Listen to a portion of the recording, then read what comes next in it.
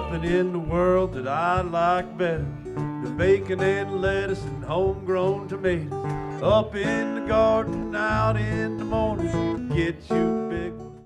Well, I learned about transition through Transition Marquette, and that was in 2009. And then I started a group here in Cadillac with Transition, and so we've been just doing some things ever since. Awesome. And what does transition mean to you?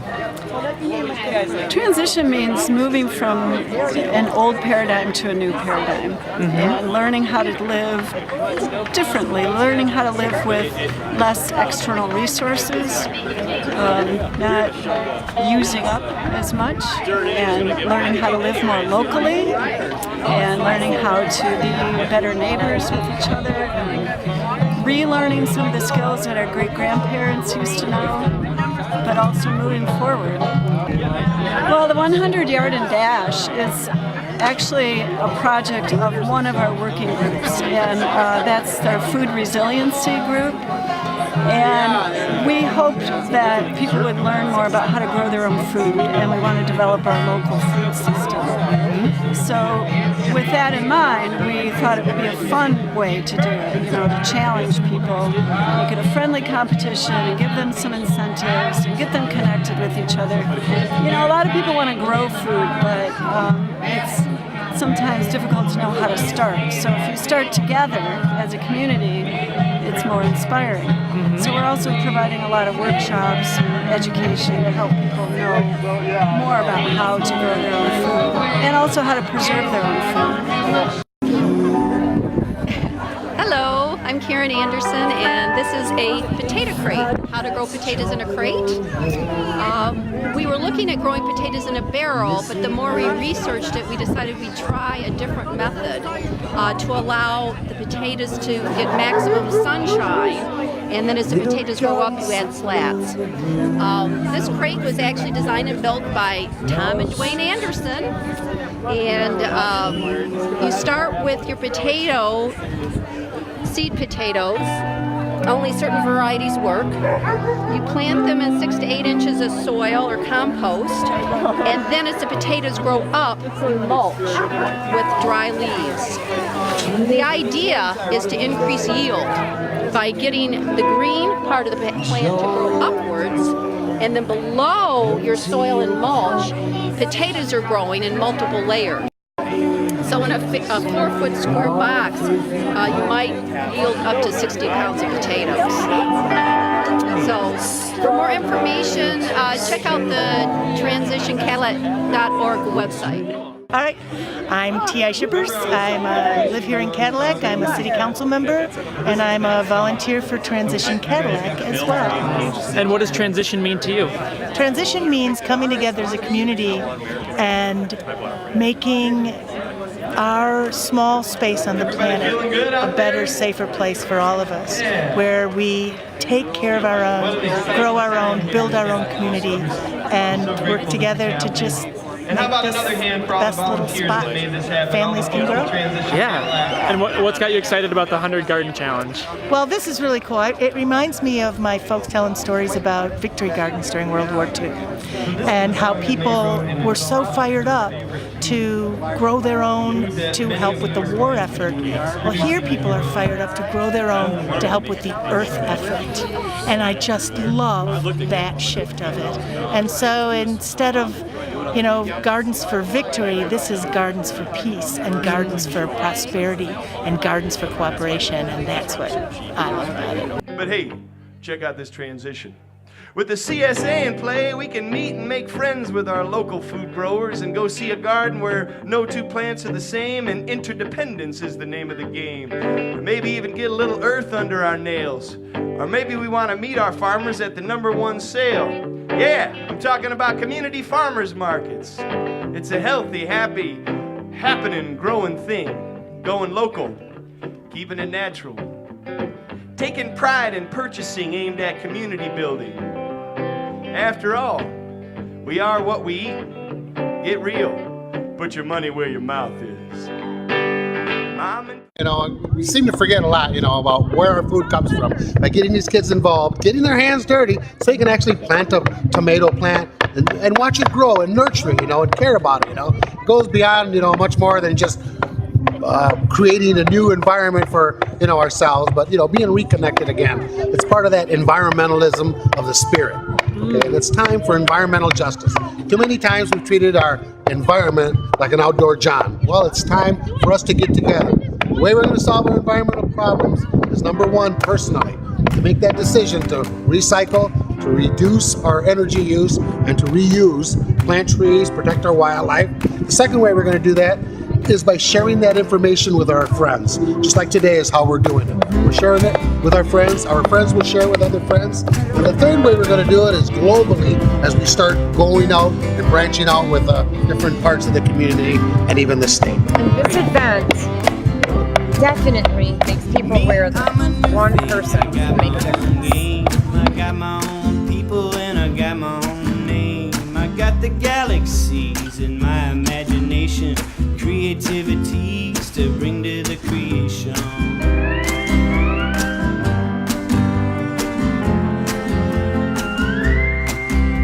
You are another brand new human being, living and a giving and a growing and a shifting. In everything we do, the other is affected. That's right, we humans are interconnected. My family, billions and billions. My family, all of the children. All right, just the fellas, really low. My family. Oh yeah. My family. All right, everybody sing it quietly. My family, my family. My family, my family. Oh, you guys sound great. A little bit louder. My family, my family. My family, my family. Oh, just a little bit louder now. My family, my family. My family, my family. Oh, just a little bit louder now. My family, my family. My family, my family. One more time for your mama. My family, my family. The reason I'm here is that we're starting school gardens at St. Anne's. And it's going to start very small. We're going to just do probably raised beds or cold frames. And I'm going to start it as a gardening club. And I've already had actually some students here today that came and they're ready to sign up. And it'll be good for kids because a lot of kids, they know what ketchup is and they know what french fries are. But they don't necessarily know that comes from a tomato and a potato. So it'll be really good to get them out there. They were very excited about worms that were here, chicken tractor. I think they had some funny thoughts of what that could possibly be. They got really excited. I told them about growing potatoes in a barrel, so we'll probably do that at school. There he is. That's the same guy. Can you just introduce yourself and tell us what you're doing Sure. here? Hi there, my name's Gary Michaelek from Benzie County. I'm a master gardener and a master composter, and I do worm composting or vermicomposting. This is where you take worms and you feed them your kitchen scraps, like that.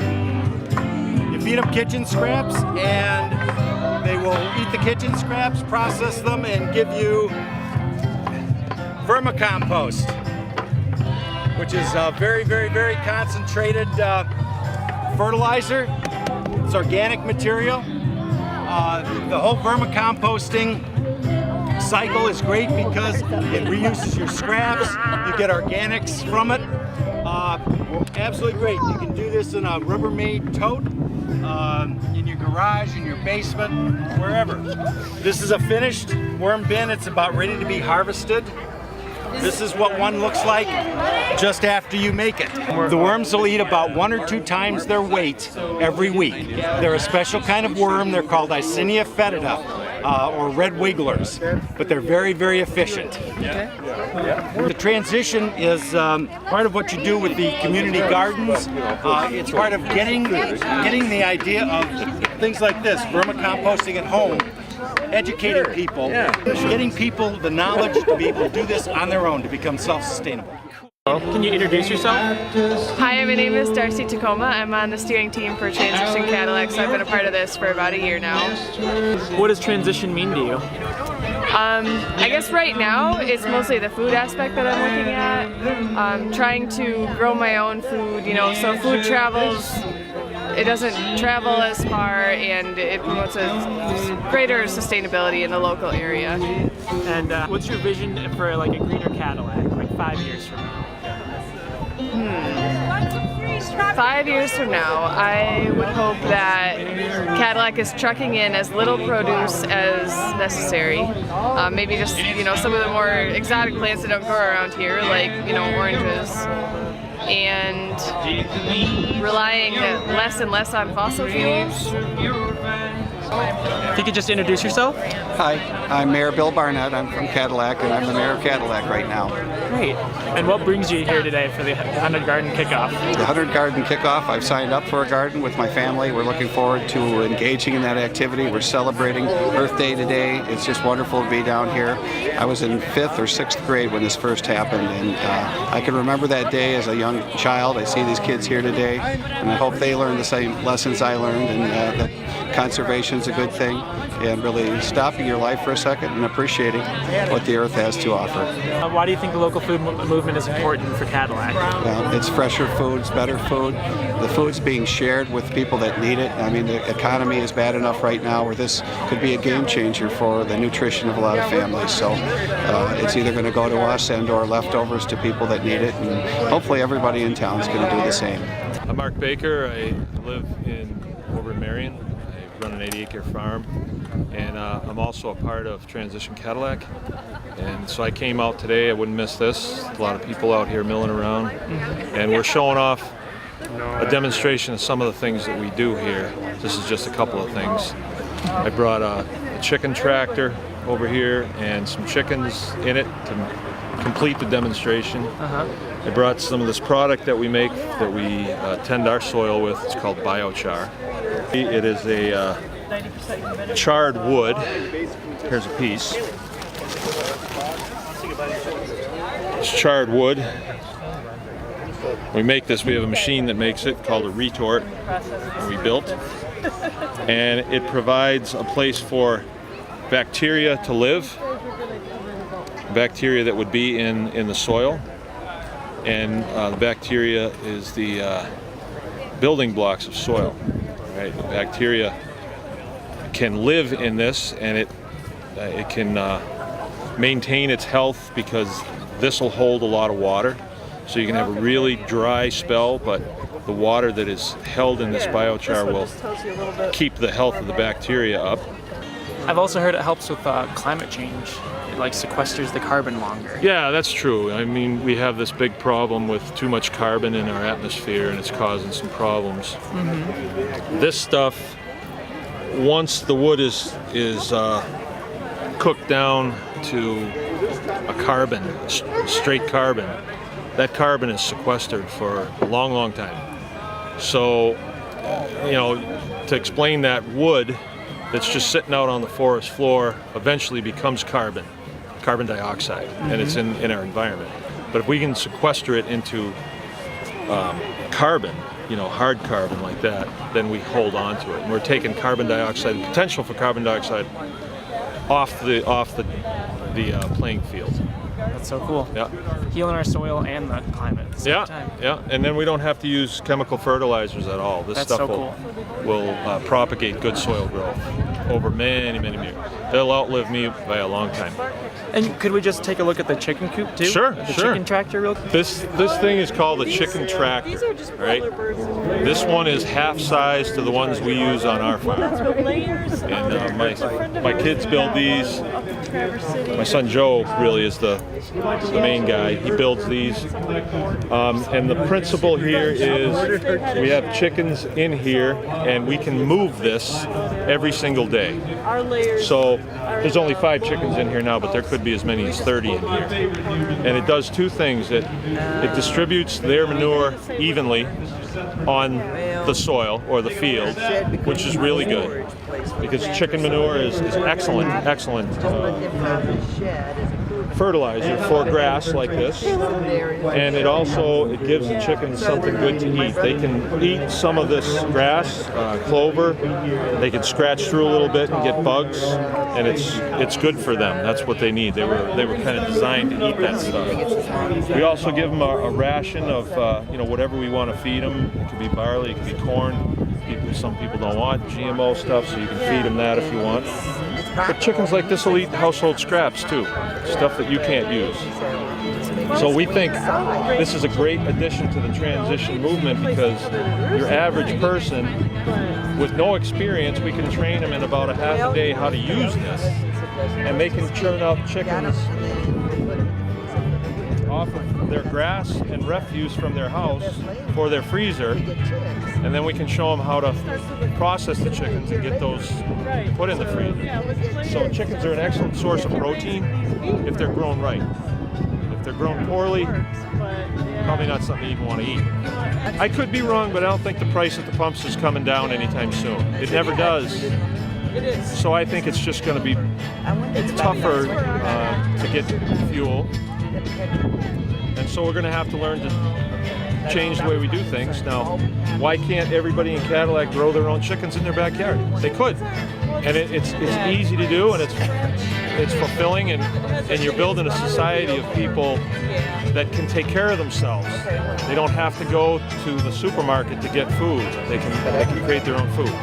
And you don't want anybody controlling your food. I'm going through a real scrap right now, and I know firsthand you don't want anybody controlling your food. There comes a time, and the time is coming near. We are the people, and the people need to lead.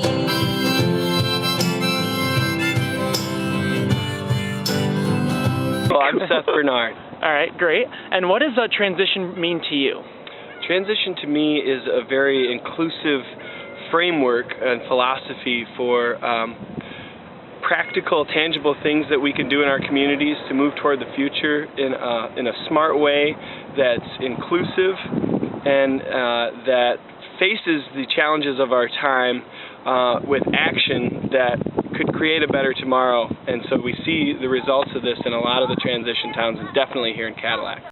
Tell us a little bit about the Earthworks Music Collective. Like, how did you form it, and what are some of the other projects you guys are doing?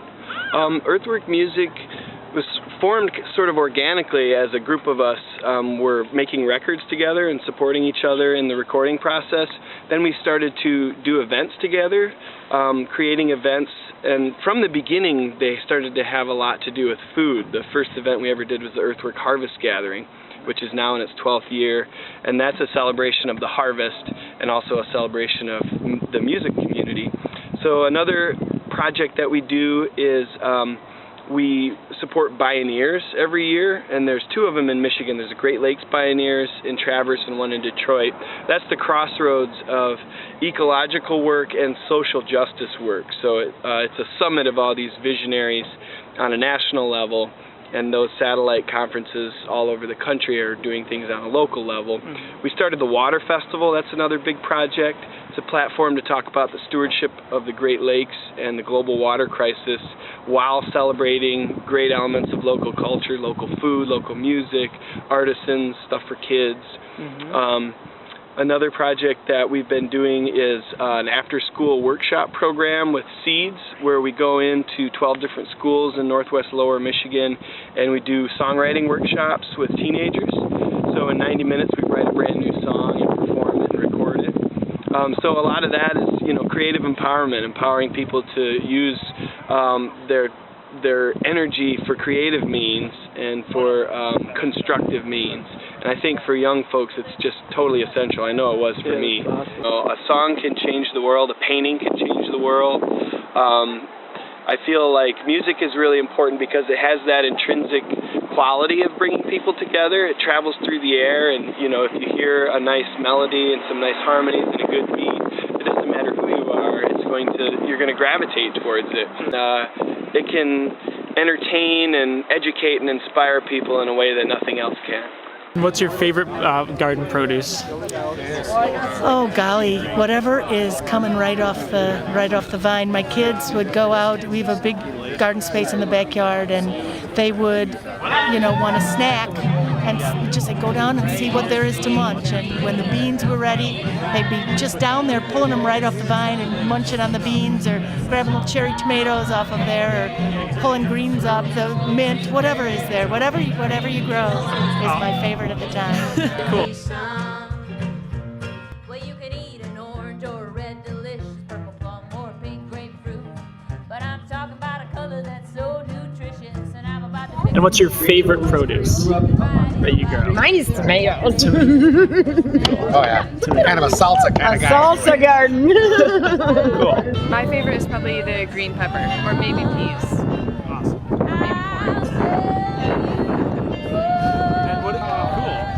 And what's your favorite part of gardening, about gardening? For me, Yeah. I think it is actually when a child pulls a carrot out of the ground and just that look on their face when they're just like, whoa, and it just keeps pulling out and they're just so happy. My favorite part of gardening? Eating the tomatoes. Cool. And I've heard it's been pretty successful so far? Very successful, yes. We have 139 gardens registered right now, today. And that's probably it's not going to stop there, because the season has really just started. Yeah. And I heard that you got some good stuff going with community gardens as well. Yes, actually we started out with 3 community gardens in our area. And with the registrations that we've received now, we have 12 community gardens. And I expect that will grow also. Awesome. And another exciting thing about community gardens is that our city has agreed that they will provide city lots owned by the city for neighborhood and community gardens. Soon as I spoke, he started cooking some up. I didn't mean to be rude, I didn't mean to be tough. There's just a few